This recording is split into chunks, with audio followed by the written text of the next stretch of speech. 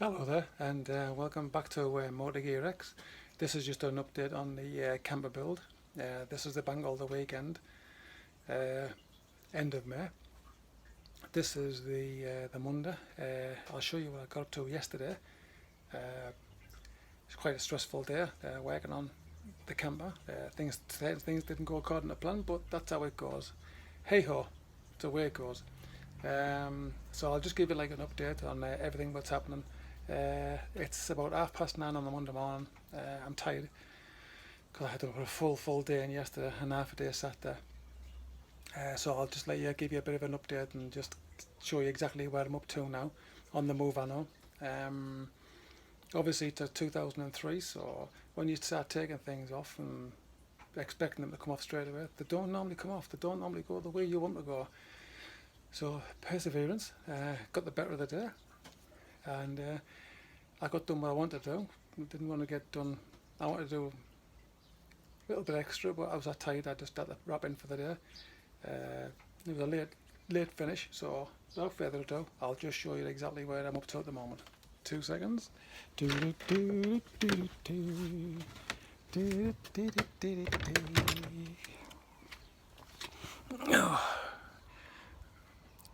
Right, it's a little bit dark underneath here, so I'll try and picture it so it's somewhere you can see exactly what I'm doing. So I'll just get a bit comfortable. Right, I don't know if you can see underneath here. What I've done is I've stone chipped all the metal parts on the steam suspension because, as you know, I don't like rust. So I've stone chipped them black, and just give you a little insight there. There you go.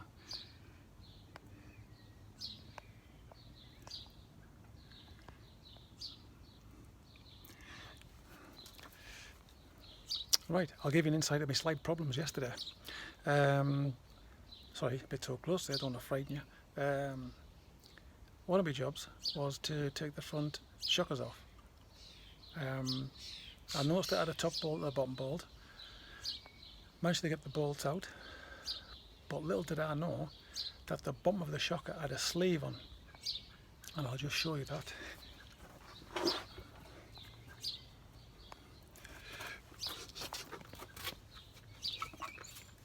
Shocker, that's what I've had to do, cut it out. That little bit on the end had them two in. Bush, which I've had to chew. That was the ultimate git to get out, and I'll show you where that went.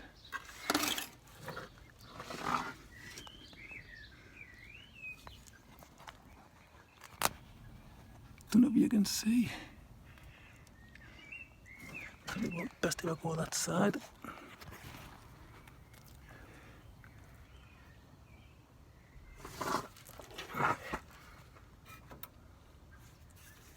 There.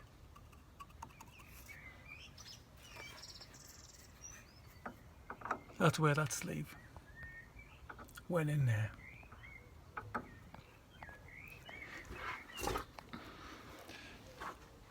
And because it went in there, it's been done since 2003.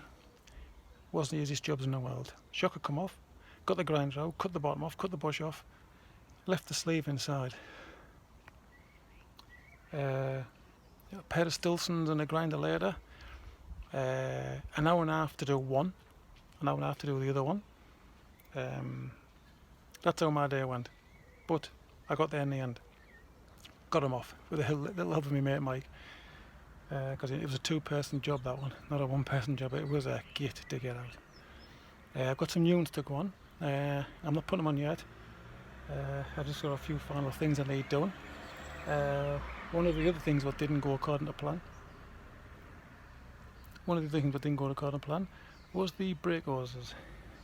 I've took the brake hoses off, but where the flexies meet the brake pipe, the brake pipe ends wouldn't turn, so I had to untwist the brake hose off the brake pipe, and it looks like I might have to put some new ends on and what have you. Just show you where them are. Let's get a bit closer. There they are. Not turning. Not turning. So I might have to cut them, reflare them, put new ends on to put the pipes in the back. Here's the pipes.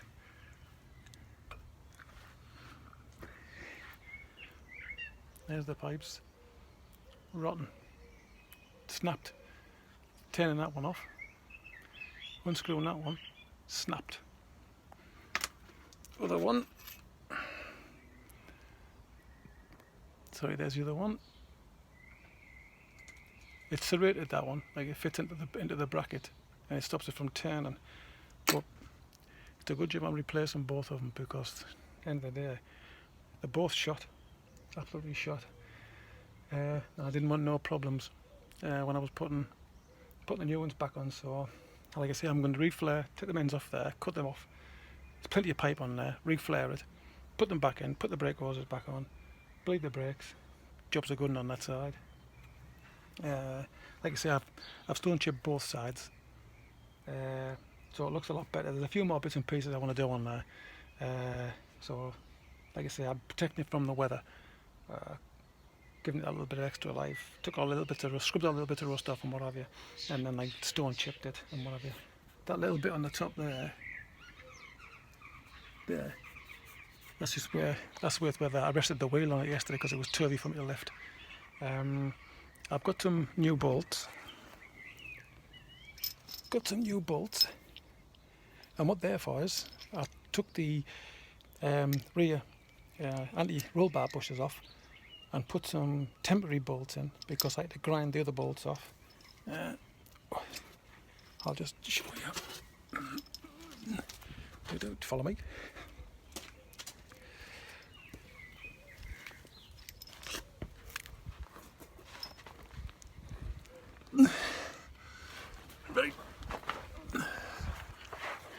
Right, this is under the bonnet. Don't know if you can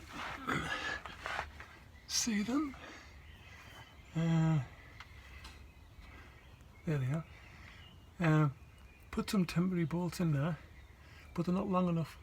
So I'm going to take them out and redo them. Because I mean, other people will just leave them in, but I like it to be right at the end of the day. There's still a few bits and pieces. To do on the back, but I've moved to the front now. Mainly, most of the back's done. All the hard graft's done on the back. It's just titivating bits and pieces and whatever, which that can wait. I'm off work in July for a couple of weeks, so I'm going to get really stuck into it. This is something unusual as well I've noticed about this van.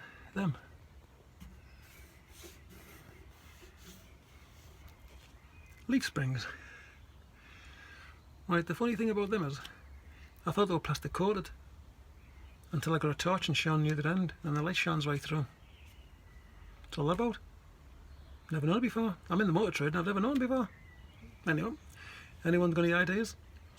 Like Luke or Ken out there, or Paul, give us a shout, because I'm interested. Are these fully plastic ones, or I don't know.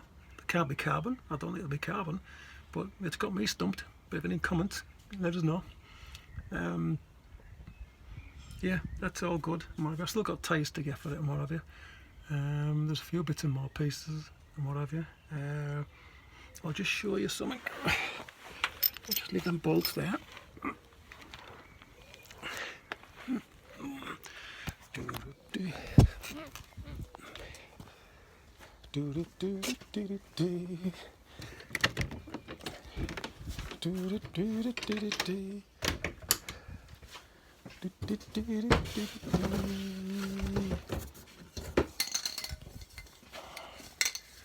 Right, the stone guard I used was that one.